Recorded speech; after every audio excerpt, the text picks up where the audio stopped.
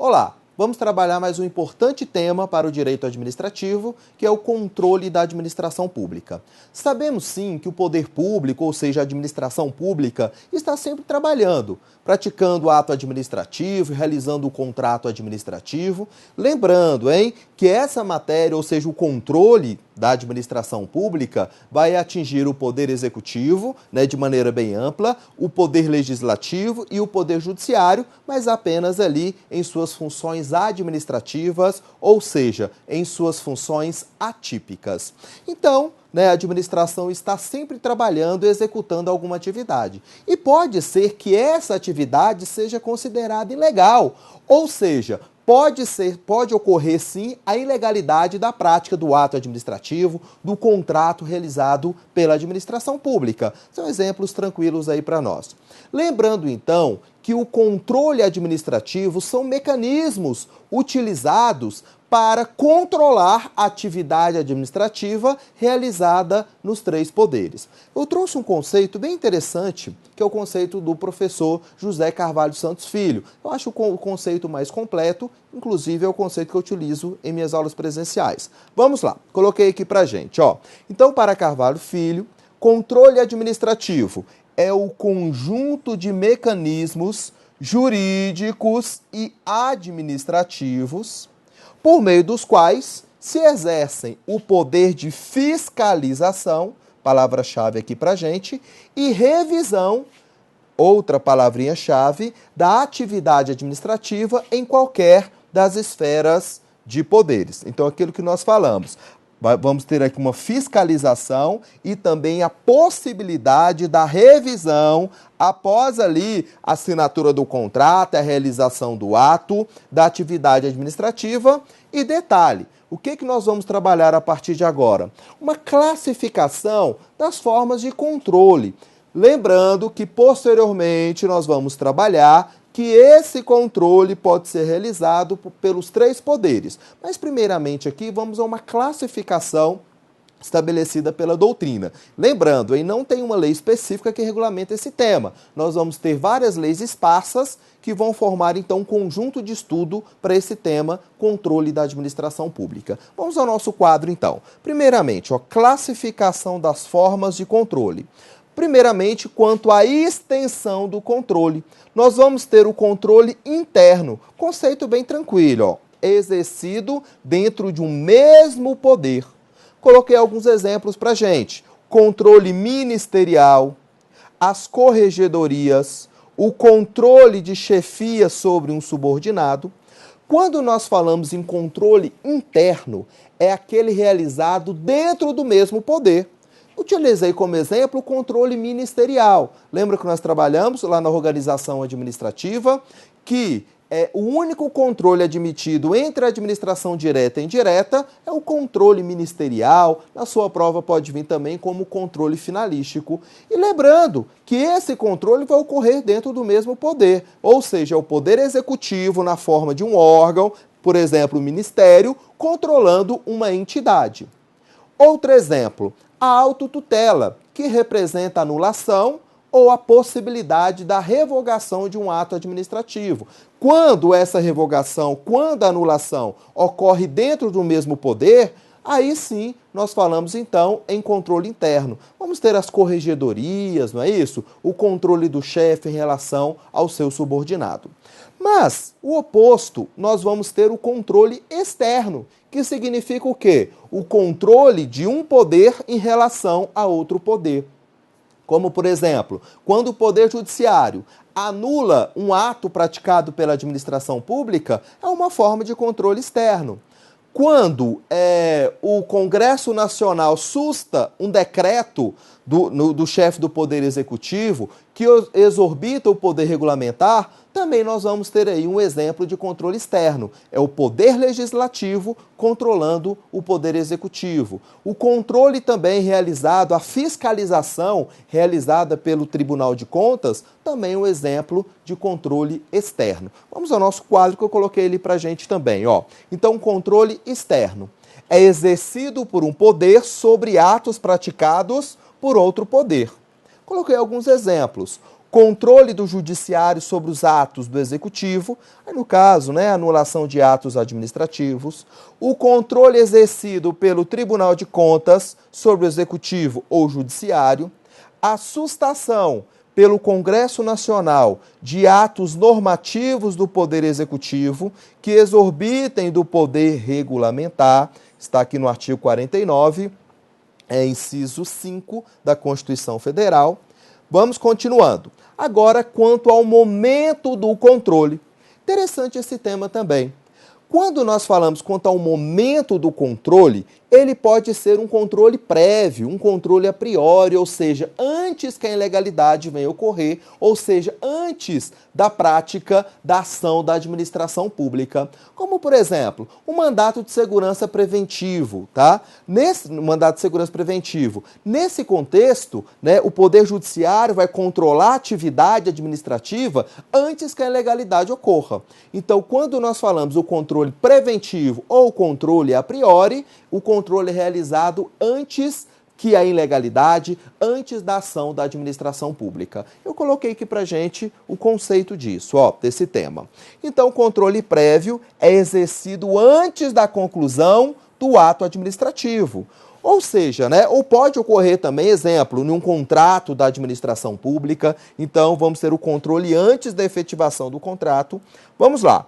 É um controle preventivo, porque visa impedir que seja praticado o ato ilegal ou contrário ao interesse público, aqui nas palavras da professora de Pietro. Eu coloquei alguns exemplos aqui pra gente, A necessidade de aprovação prévia do Senado Federal da indicação efetuada pelo presidente da República para ocupar o presidente do Banco Central. Então, qualquer nomeação que necessitar da aprovação de um outro poder, nós vamos trabalhar aqui, como por exemplo, nomeação dos ministros do STF, indicação do presidente da República, tem que ter ali a aprovação do poder legislativo na figura do Senado, para posteriormente termos a nomeação. Tá vendo? Então, o controle do Senado, o controle do poder legislativo está ocorrendo antes da prática do ato. Então, exemplo sim de controle prévio.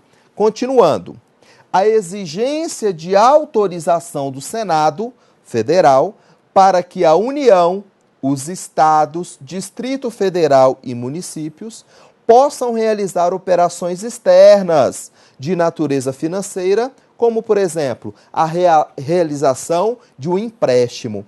Então, aqui nós vamos ter um controle antes, o controle vai ocorrer antes da realização do empréstimo. Ou seja, antes da entidade política conseguir esse empréstimo, tem que ter uma autorização prévia, aqui no caso o Poder Legislativo, tá vendo? Então, exemplo também de um controle preventivo, ou seja, um controle prévio.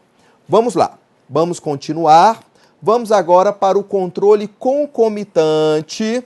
Aqui a própria expressão nos remete, olha lá, é exercido durante a prática do ato, ou seja, é realizado no momento em que a atividade administrativa está sendo praticada. Então, no controle prévio, o controle vai ser realizado antes da ilegalidade. Agora, no controle concomitante, obviamente o controle vai ocorrer no mesmo tempo que a atividade administrativa está sendo realizada. Como, por exemplo, a fiscalização de um contrato administrativo no momento da realização de seu objeto.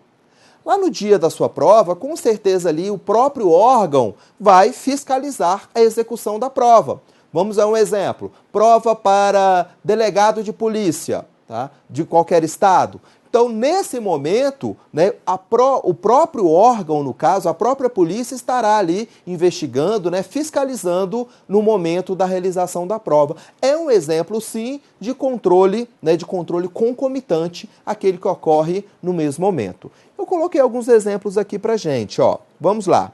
A fiscalização de um contrato administrativo durante a sua execução, a fiscalização na execução orçamentária pelo sistema de auditorias, a fiscalização do órgão contratante em concurso público, a fiscalização em hospitais públicos para verificar o atendimento, ou seja, o controle concomitante ocorre no momento que a atividade está sendo realizada. E vamos ter também, por fim, o denominado controle posterior, que alguns chamam de controle corretivo. Olha lá, é subsequente, ou seja, é realizado após a conclusão do ato. Aqui vai ficar bem simples também para você lembrar na hora da sua prova. O controle posterior, olha lá, ou controle corretivo, vai ocorrer após a prática do ato. Ou seja, a atividade administrativa já foi realizada e vamos ter ali um controle posterior. Como, por exemplo, quando o Poder Judiciário anula um ato da administração pública, o controle é posterior. O ato já foi praticado e, posteriormente, nós vamos ter anulação. É interessante que o Poder Judiciário ele só age se provocado, não é isso? Então, para ocorrer o controle pelo Poder Judiciário, temos que ter a provocação do interessado. A própria administração pública pode anular o seu ato ou mesmo revogá-lo posteriormente, tá vendo? Então, também é um exemplo aí de controle posterior. Uma outra questão, eu coloquei até pra gente aqui como exemplo. Vamos aqui ao quadro, ó. A homologação. Tá vendo? Então, homologação é sim um exemplo de controle posterior. Por quê? Vamos a uma licitação pública, um exemplo. Já tivemos sim, né, a licitação, ou seja, já tivemos ali algumas fases, como por exemplo, a abertura das propostas, o julgamento das propostas e, posteriormente, vamos ter a homologação, que significa a confirmação do procedimento licitatório. Ou não, se a autoridade perceber alguma irregularidade, ao invés de homologar, né, ao contrário, ela vai anular a licitação. Concurso público, tivemos o concurso público em determinada data, posteriormente vamos ter a homologação. A autoridade do órgão vai homologar, ou seja, confirmar o concurso público. A anulação do ato administrativo, aqui tanto, né, pela própria administração ou pelo Poder Judiciário. A revogação, olha lá, convalidação de um ato administrativo, mandado de segurança, ação popular para, né, ali quando algum particular no caso, quando o agente público, né, a administração pública, praticar ali um ato contra a moralidade administrativa, por exemplo, cabe sim ação popular, que alguns chamam de controle social. Nós vamos trabalhar isso posteriormente, tá bom?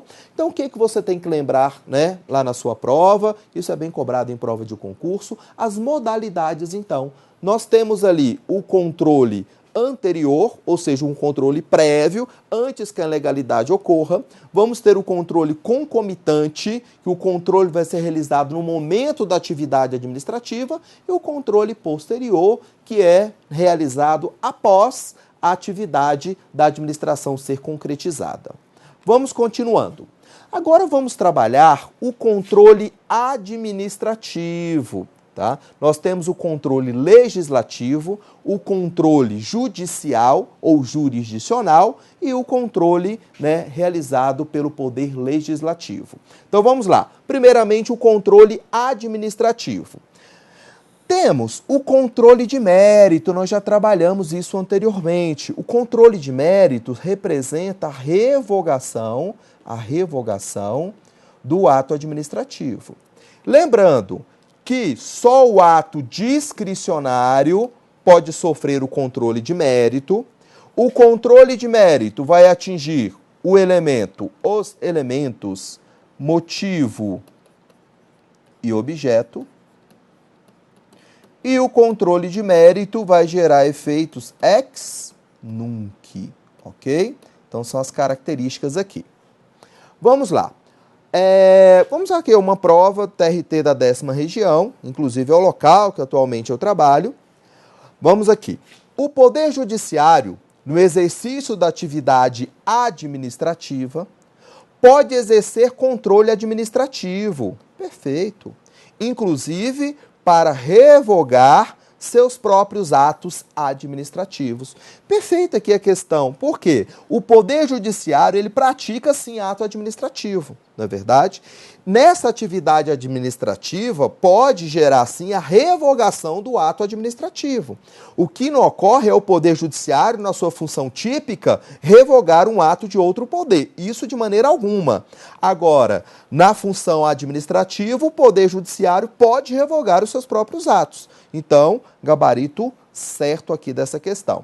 Então, meios de controle, primeiro meio, né, o controle de mérito administrativo. Vamos ter também o controle ministerial, nós já falamos sobre isso anteriormente. O controle ministerial é aquele exercido pela administração direta em relação à administração indireta. Interessante que essa tutela é admitida, sim, apenas em relação ao controle finalístico ou supervisão ministerial, que nós já trabalhamos de maneira mais ampla lá na organização administrativa. Então, lembre que o controle ministerial é uma forma, sim, de controle administrativo. Outra modalidade, o direito de petição. Artigo 5º, inciso 34, a linha A da CF, tá bom? Esqueci de colocar aqui pra gente, ó. É assegurado a todos, independentemente do pagamento de taxas, o direito de petição aos poderes públicos em defesa de direitos ou contra ilegalidade ou abuso de poder. Quando nós falamos em direito de petição, é o direito, então, que o administrado, o particular, tem de questionar a atividade administrativa, combatendo alguma ilegalidade, abuso de poder, alguma imoralidade. Lembrando que o direito de petição vai gerar um processo administrativo, ok? Que nós não estamos falando ainda em processo judicial, porque estamos trabalhando o controle administrativo. Se por acaso, né, utilizando o direito de petição, o particular não for atendido ao seu requerimento, obviamente que pode propor uma ação judicial, mas nós vamos partir do controle administrativo para o controle ali realizado pelo Poder Judiciário. Lembrando, independentemente do pagamento de taxas, todos ali podem sim pleitear algum direito ou então questionar, representar ali contra, né, representar contra alguma ilegalidade, algum abuso de poder ou mesmo omissão realizada pela administração pública. Vamos ter também o recurso administrativo. Vamos considerar que um particular realiza um pedido para a administração pública e esse pedido seja negado. O que vai caber, então? Recurso. Eu posso recorrer ali para ter uma outra posição de uma autoridade superior a que negou o meu pedido inicial. Vamos imaginar o seguinte: determinado cidadão vai ao INSS para requerer a sua aposentadoria. Chegando lá, a aposentadoria é negada. Obviamente que vai caber recurso da negação desse pedido. Um outro exemplo, um administrado solicita uma autorização para a administração pública para vender livros em uma feira pública, alguma coisa nesse sentido. E vamos imaginar, então, que seja negada esse pleito, né, esse pedido. O pedido foi negado. O que vai caber, então? Recurso administrativo. Lembrando, sim, que o recurso administrativo vai ser sempre decidido por uma autoridade superior a que emanou a primeira decisão. Algumas leis, como, por exemplo, a Lei 9784 de 99, ou mesmo a Lei 8112,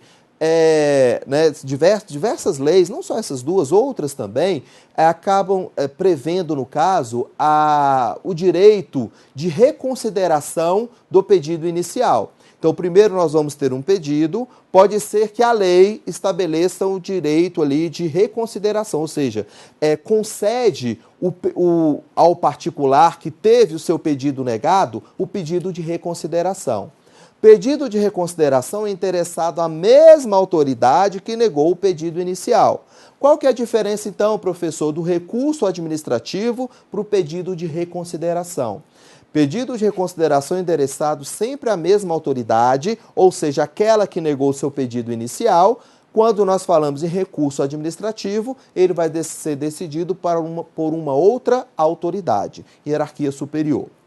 E nós vamos ter, sim, o recurso hierárquico próprio e o recurso hierárquico impróprio. Primeiramente, vamos trabalhar aqui o denominado recurso hierárquico próprio. Vamos lá. Para Maria Silva Zanella de Pietro e José Carvalho Santos Filho, os recursos hierárquicos próprios são aqueles que tramitam internamente dentro dos órgãos ou entidades. Então, vamos considerar o seguinte. O que você deve levar na sua prova é o que nós vamos trabalhar aqui agora, tá bom? Vamos imaginar que um particular faça o pedido para sua aposentadoria. Só que esse pedido, ele é negado pelo INSS. O INSS é uma autarquia. Vamos imaginar que a lei estabeleça que, acabando ali, né, os recursos dentro do próprio INSS, ainda cabe um outro recurso para o ministro da Previdência Social. Então, nesse contexto, se o recurso sair da autarquia e for decidido pelo ministro, nós chamamos de recurso hierárquico impróprio. Só que o recurso hierárquico impróprio ele tem que ter previsão legal. Já o recurso hierárquico próprio é aquele que tramita dentro da mesma organização. Vamos considerar que você faça o pedido, aí posteriormente você pode recorrer para uma autoridade superior e quem vai decidir ali, em última instância, os recursos dentro do próprio INSS vai ser o diretor-presidente do órgão, da autarquia. Vamos imaginar isso daí. Havendo apenas a previsão de recurso dentro do mesmo órgão ou da mesma autarquia, nós chamamos de recurso hierárquico próprio. Agora, se por acaso houver recurso para um outro órgão, para uma outra entidade fora daquela organização, nós chamamos de recurso hierárquico impróprio. Vamos lá então, vamos continuar. E agora, o recurso hierárquico impróprio, ó. Para de Pietro, os recursos hierárquicos impróprios são aqueles dirigidos a autoridades ou órgãos não integrados na mesma hierarquia daquele que proferiu o ato. É o exemplo que nós falamos do recurso do INSS, que pode ser decidido, no caso, pelo Ministério da Previdência Social, tá vendo? Lembrando, hein? O recurso impróprio exige previsão legal. Agora, o recurso hierárquico próprio decorre do poder hierárquico e não precisa de previsão legal, tá bom? Ele já existe, no caso, dentro da organização administrativa, em razão da presença do poder hierárquico. Não precisa de uma lei específica para isso. Vamos lá. Controle administrativo. Vamos a uma questão. Diz assim. O recurso hierárquico impróprio deve ser dirigido à autoridade de outro órgão, isso mesmo, não integrado à mesma hierarquia do órgão que proferiu o ato. Perfeito, não é isso? Então, perfeita essa questão. Ó. O recurso hierárquico impróprio deve ser dirigido à autoridade de outro órgão não integrado à mesma hierarquia do órgão que proferiu o ato. Então, gabarito certo, ok? Gabarito correto aí pra gente. Vamos lá. Trouxe aqui também a Lei 9784 de 99, que traz a possibilidade, que estabelece sim regras para os recursos administrativos dentro dos processos administrativos na esfera federal. Lembrando, a Lei 9784 de 99 é uma lei federal. O âmbito de aplicação apenas a União. Lembrando, Poder Executivo, Poder Judiciário e também o Poder Legislativo, em processo administrativo. Vamos lá. A lei diz assim, o recurso será dirigido à autoridade que proferiu a decisão. Então, determinado particular faz um pedido para a administração pública e esse pedido foi negado. Vamos pensar dessa forma. E esse interessado, então, ele vai recorrer em razão da negação do seu pedido. O que a lei diz? O recurso será dirigido à autoridade que proferiu a decisão, a qual, se não a reconsiderar, tá vendo? A Lei 9784 traz aqui a possibilidade de reconsideração da negação do pedido inicial.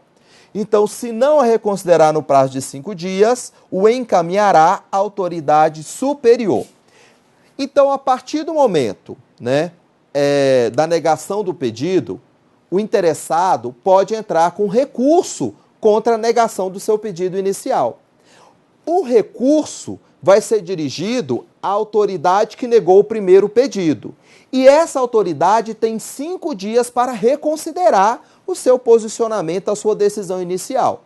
Se reconsiderar, tudo bem, o processo acabou por aí. Agora, se essa autoridade que decidiu inicialmente não reconsiderar, né, a sua decisão, aí vai ter que encaminhar o recurso à autoridade competente, que aí no caso nós chamamos de recurso hierárquico, na verdade, nesse exemplo nosso, recurso hierárquico próprio, ou seja, vai ser endereçado para uma autoridade superior.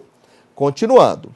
Salvo disposição legal específica, é de 10 dias o prazo para interposição de recurso administrativo, contado a partir da ciência ou divulgação oficial da decisão recorrida. A Lei 9784 é uma lei genérica de processo administrativo. Havendo previsão, ou seja, havendo um processo específico para determinada matéria, a lei específica que vai conduzir aquele processo. Só que se não houver uma lei específica para determinada matéria, o órgão ou entidade vai estabelecer a lei geral, a lei genérica, que é justamente a Lei 9784. E essa lei, a 9784 de 99, é aplicada, sim, de maneira subsidiária em todo e qualquer processo administrativo específico. Vamos considerar, então, processo específico para os contribuintes lá na Receita Federal. Vai ser aplicada de maneira subsidiária a Lei 9784. Vamos considerar que a lei específica não estabeleça um prazo de recurso. Qual que vai ser o prazo utilizado? O disposto na Lei 9784, que no caso aqui, 10 dias para impor, né, o recurso administrativo a partir da ciência da negação do pedido, né, do pleito formulado. Vamos lá. Quando a lei não fixar prazo diferente, o recurso administrativo será decidido no prazo máximo de 30 dias, a partir do recebimento dos autos pelo órgão competente, podendo ser prorrogado por igual período, ante justificativa explícita. Então, o interessado tem 10 dias, a partir da ciência do fato, para recorrer, e quem receber o recurso tem 30 dias para decidir. Lembrando que esse prazo pode ser prorrogado, no caso por igual período, por mais 30 dias, mediante, né, justificativa, mediante motivação ali do ato administrativo. Continuando. Reclamação administrativa ao STF. Vamos fazer o seguinte, nosso tempo está acabando e que eu vou levar um tempo realmente, né, maior do que o tempo que eu tenho agora nesse momento para terminarmos o vídeo. Vamos deixar esse tema, reclamação ao STF, para o próximo bloco, ok? Sucesso aí, te aguardo no próximo bloco.